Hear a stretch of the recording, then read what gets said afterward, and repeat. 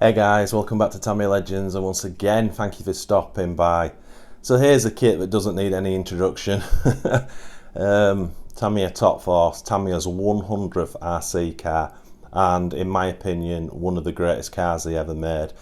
DFO one chassis, four-wheel drive, ball diffs, shaft driven, fully adjustable. Just a really nice car. Now, as you guys who've followed this channel for a while, you'll know that last year the Top Force was my favourite Tamiya car to run. I just absolutely love it. That might have changed this year, but we'll talk about that in a different video. But I had the standard Top Force, which I did, and we ran the hell out of it. We made loads of content with it, and then I ended up making a Top Force Evolution clone, and with bits left over, I made a Terra Scorcher with the Terra Conqueror with the bathtub chassis and all the bits left over. So yeah, I had fun with this DFO one. It's one of my favourite Tamiya chassis. Anyway, I moved all those on and regretted it afterwards, and you've got to have a Top Force in your collection. But not just any Top Force, may I add. So this project has been in the pipeline for a very long time. So first of all, we'll give a massive shout out to Robert. He put this car together, and I'm showing you pictures of it now. When I saw this, I thought, that is without doubt the best Top Force chassis I've ever seen in my life. It is amazing. And it's not just because it's blingy, it's been really thought about. So I actually tried to buy this car off of Robert. I think I offered him, or asked if I could buy it 3 or 4 times this year. And I was ready to pay silly money for it as well, because I just really wanted it. And at the time, some of the bits are so difficult to get hold of, and that always put me off doing my own. So anyway, he never wanted to sell it, and rightly so. So I sort of shamelessly said to him, right, I need to copy it, are you cool with that? And Robert's a great guy. So yeah, I started putting the plans in motion. So another shout out to Greg, if you're watching.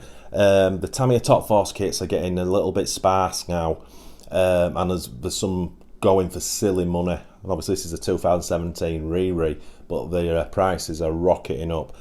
The Tamiya may run another batch of them, I don't know, but right now they're hard to find. So I knew Greg had a couple of kits, so I was cheeky, messaged him saying, don't suppose one of those are for sale? Turns out he had one for sale. So absolutely massive shout out to Greg for getting this deal over the line. So the standard kit's here.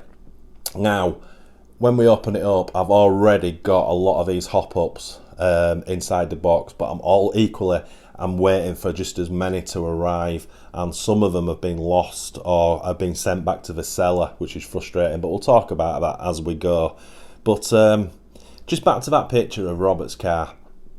When I looked at it, in my head, it was like if Tamiya made a TRF or MS version of the Top Force, that's what it would look like, in my opinion. Now, you're also going to see some parts I've got which are blue alloy parts, which are actual performance improvements to the standard car. This is not just a bling car or a bling project. This is making the Top Force way better than it ever was. There's always things we can do extra that I'm not doing, which we'll talk about that at the end. But I think for now, let's get into the kit, and I'm not going to drag it all out, but I'm just going to show you the bits that have arrived and talk about stuff that's on its way. Boom! Some of the best box art from Tamiya for the Top Force, in my opinion. Absolutely love it. There's a lot of people who don't like the looks of the Top Force, but I'm a huge fanboy of it. I think it's flat, it's squashed, and you get the stance right of the chassis, and it's sat so low to the ground. Absolutely stunning. They absolutely nailed it. The Evo, I think the box art green puts people off as well, but yeah, not me. I absolutely love it. I think it's gorgeous. I'm just going to say, is the Top Force Evolution a better looking car? It probably is. It looks a little bit sort of meaner in the gunmetal grey and the different decals, but yeah, I'm a big fan of it. And obviously up here we've got it's a 100th kit for Tamiya, which was just a big thing at the time. Now, just before we get into the box, I'll just put a few pictures up of stuff that's on its way. So this is all coming from the same place. So we've got the alloy motor mount, we've got the alloy prop shaft and prop cups, and we've got the alloy steering set. Now these are all coming from the same supplier, but as I said, have been misdelivered, and the tracking saying it's going back to the seller. So I've got them working on it. So I'm just waiting for them to turn up. I've also got the full carbon chassis set from Nick Walker. You'll know Mr. Carbon Nick from the groups if you're on them. I've had his chassis set before and it's superb. And in my opinion, it's better than the Tamiya one because he does carbon battery straps for it, and the metal stanchions that Tamiya use, he does carbon sleeves that go over them. And it's just full carbon and it looks superb. So that's probably, from making this video, that's probably maybe 2 or 3 weeks away from arriving. So hopefully that alloy will have arrived at the same time. Also excuse me, these turnbuckle sets haven't arrived either, but they're from RC Mart, and tracking's looking good on them. So yeah, I'm just hoping that this all kind of arrives at the same time. So here's all the parts that have arrived, and we'll go through them one by one because there is some decent stuff in here. Right, these are the special parts to talk about first of all. So a massive shout out to Bora. A lot of you guys who use the forums will know who Bora is.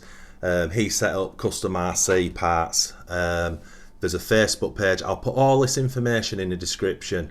These, if you've got a Top Force or even a Manta Ray, you know, these are absolutely top hop-ups. Again, these are not just alloy blue bling. They're the furthest thing from that. These are actual improvements to the car. So he sells these kits in 3 or 4 different colours, but the machining is absolutely superb, and I know a ton of guys who use these parts. So the first one we've got is this. Look at the casting on that. It's absolutely gorgeous. So that's the rear diff cover with this extra plate, strengthening plate on top that goes onto the rear shock tower. That's the front gearbox support. Again, I'll try put a picture up of Robert so you can see. So that sits on the front. This little one goes on the opposite side on the rear gearbox and clamps the top gearbox housing down. That's the motor mount. Now that's the motor cover. So that gives you a lot extra strength. Obviously you add that to the internal alloy motor mount and you've got a really good strong grip.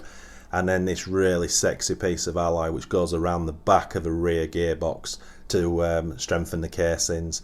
He also does these, and he sent me one of these for free. I'm guessing 3D printed. So yeah, I don't know too much about this part, but I also do know he's doing these in alloy as well. Now the only problem, I couldn't, at the time of ordering this, he couldn't match the blue alloy in this part to the same as this. It was a slightly different colour, and I just thought it might have looked just a little bit odd, but he's working on that with the anodizers. So in the future, hopefully he'll get that matching. But yeah, I'm guessing obviously this is a strengthened one. This goes in front of the front shock tower, and will definitely fit that. So again, yeah, you know, these are top quality parts. So again, if you're after anything like that, jump into the description, and I'll put his Facebook link. I'll put his Facebook page link in there, and I'll also put a contact email for him so you can contact Bora. But as I say, you've probably heard of these, or you've heard of Bora already. Okay, next up, Tamiya Aeration Big Bore TRF shocks. These things are getting so difficult to get hold of and are mega expensive. Right now, if you could find that full set, and bear in mind they do not come with springs, you have to buy the springs separately. Just on that, be careful if you're doing a 2-wheel drive car, because you've got to get the 2-wheel drive front springs, because these are way harder. And you're looking at about 160 quid's worth of shocks there.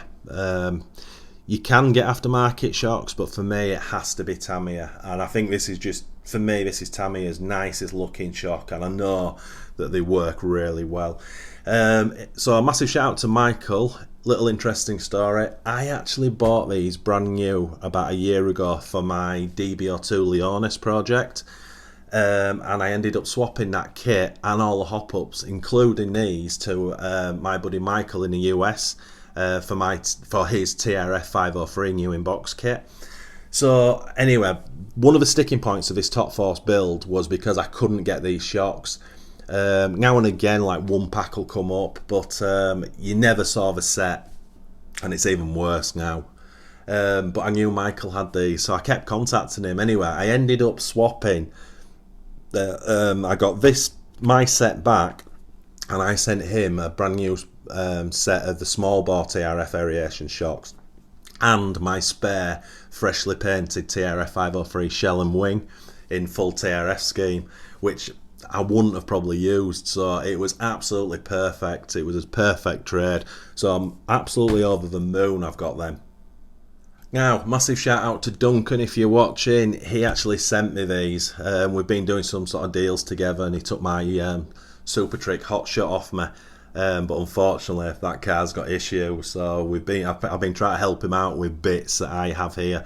And because of that, he says, look, I've got a spare set of TRF decals, you can have them. So he's kindly sent me them, and I really like them. It's the blue border with the chrome finish. These decals are getting a little bit harder to find from Tamiya now, and it's not so much they're expensive, it's just the eBay sellers, they'll put these up at like $12, but then they'll want like $40 shipping. Just ridiculous. So yeah, I've kind of kept these for the Top Force build, depending how we go with the body shell, because I've still not made my mind up on the colours, but yeah, I think they should work really well. So again, thanks Duncan. Right, next up, got these from Tony's Tamiya Parts, so massive shout out to Anthony and James. James really helped me out on these. These are the little details that are going to make this car absolutely stand out. So there we've got the 5mm aluminium ball connectors. Gorgeous. So you get 10 in a packet, but I had to sort of count up of what I needed. So I had to take 2 of those. And they also had in stock the I'm looking around the camera. So these are the 3mm thin alloy lock nuts. So I've got 5 of those. I think I only need 4. Now that's going to be more for the alloy steering setup, but I'm going to bodge up because the steering kit that I showed you earlier is for the bathtub chassis. But I do know I can make it work on the Top Force chassis. So that's a really cool, nice to have.